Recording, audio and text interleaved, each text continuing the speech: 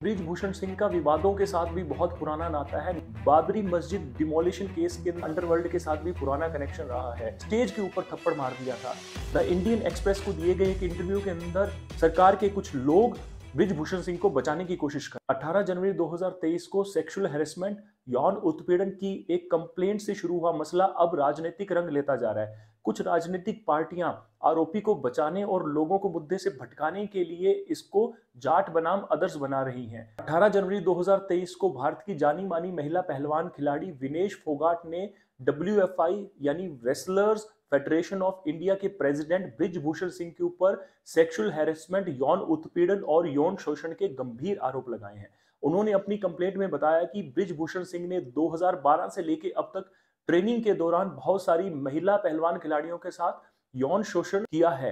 उन्होंने ये भी कहा कि हालांकि ट्रेनिंग के दौरान उनके साथ ऐसा कभी नहीं हुआ, लेकिन उनकी साथी खिलाड़ियों ने आकर जब उनको इसके बारे में बताया तो उन्होंने ये कंप्लेंट दर्ज करवाई। इस मुद्दे पर विनेश फोगाट का साथ देने के लिए और भी साथी खिलाड़ी मैदान में उतर चुके हैं, जिनके अंदर बजरंग पूनिया, सोमेश्वर राठी और साक्षी मलिक जैसे नाम शामिल। आइए सबसे पहले जानते हैं कि विनेश फोगाट कौन है।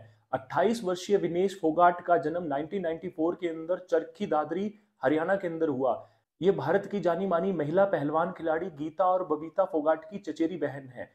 ये भारत की पहली महिला पहलवान खिलाड़ी हैं जिन्होंने कॉमनवेल्थ गेम्स और एशियन गेम्स के अंदर गोल्ड जीता। इसके अलावा इन्होंने 20 से अधिक सिल्वर और ब्रॉन्ज मेडल्स इंटरनेशनल गेम्स के अंदर जीते हैं। 2016 में इनको अर्जुन अवार्ड मिला और 2020 के अंदर इनको भारत के सबसे उच्चतम खेल अवार्ड यानी मेजर ध्यानचंद खेल रत्न अवार्ड से सम्मानित किया गया। 2022 के अंदर स्पोर्ट्स अथॉरिटी ऑफ इंडिया ने इनको पद्मश्री के लिए भी नामांकित किया है। अब जानते हैं कि ब्रिजभूषण सिंह कौन है।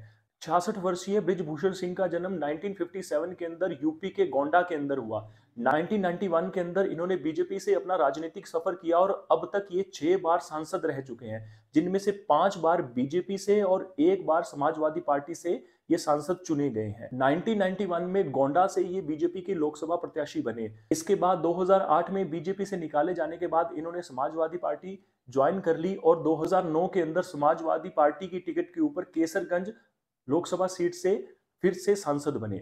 2014 में इन्होंने वापस से बीजेपी को ज्वाइन कर लिया और 2019 के अंदर इसी लोकसभा सीट से ये फिर से सांसद बने।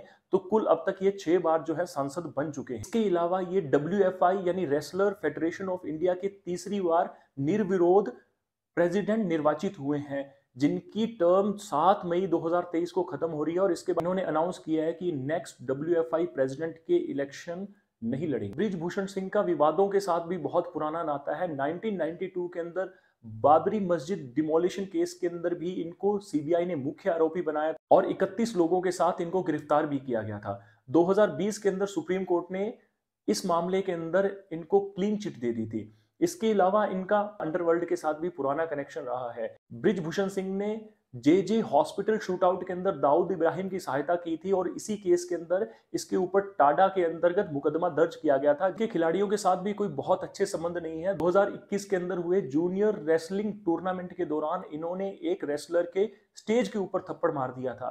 द इंडियन एक्सप्रेस को दिए गए एक इंटरव्यू के अंदर ब्रिजभूषण सिंह ने कहा है कि पहलवान खिलाड़ी बहुत ही शक्तिशाली होते हैं और उनको कंट्रोल में रखने के लिए मेरे से अधिक शक्तिशाली कोई और नहीं है। इससे इनके दबंग स्टाइल का अंदाजा हो जाता है। WFI यानी wrestlers federation of India India के अंदर पूरी रेसलिंग को गवर्न करती है, जिसका हेडक्वार्टर दिल्ली के अंदर है। अगर हम अभी की स्थिति की बात करें तो 18 जनवरी को विनेश फोगाट ने जब कंप्लेंट दी तो मिनिस्ट्री ऑफ स्पोर्ट्स ने 6 मेंबर्स की एक कमेटी का गठन किया, जिसका हेड बनाया गया जानी मानी बॉक्सर MC मैरी कॉम को। 2.5 महीने के बाद अप्रैल के फर्स्ट वीक के अंदर इस कमेटी ने अपनी रिपोर्ट जमा करवा दी और 20 दिन कंप्लीट होने के बाद भी ये रिपोर्ट जो है ना तो पब्लिक की गई है और ना ही ब्रिजभूषण सिंह के ऊपर कोई एक्शन लिया। इससे पहलवान खिलाड़ियों के अंदर दोबारा से रोष फैल गया और इन्होंने इस मुद्दे को दोबारा से उठाया। सुप्रीम कोर्ट की दखलंदाजी के बाद कैनॉट प्लेस पुलिस स्टेशन के अंदर ब्रिजभूषण सिंह के खिलाफ 2 FIR दर्ज होती है, जिसमें 7 महिला पहलवान खिलाड़ी FIR दर्ज करवाती है, जिनमें से एक नाबालिग लड़की भी है।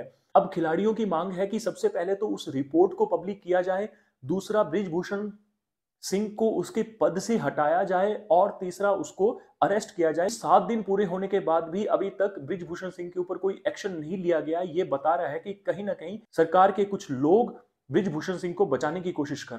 रही बात कि कंप्लेंट सही है या गलत, ये फैसला बाद में होगा, लेकिन सोचने की बात यह है कि कोई भी महिला खिलाड़ी सामने आकर ऐसी कंप्लेंट क्यों करेगी। इससे पहले भी खेल जगत के अंदर यौन शोषण और यौन उत्पीड़न के बहुत से मामले आ चुके हैं, जिनसे इस मामले की गंभीरता को समझना चाहिए। क्योंकि अगर भारत के अंदर खेल को प्रोत्साहित करना है तो हमें इन यौन उत्पीड़न जैसे मसलों को बहुत ही सावधानी पूर्वक और बहुत ही तत्परता के साथ हल करना होगा।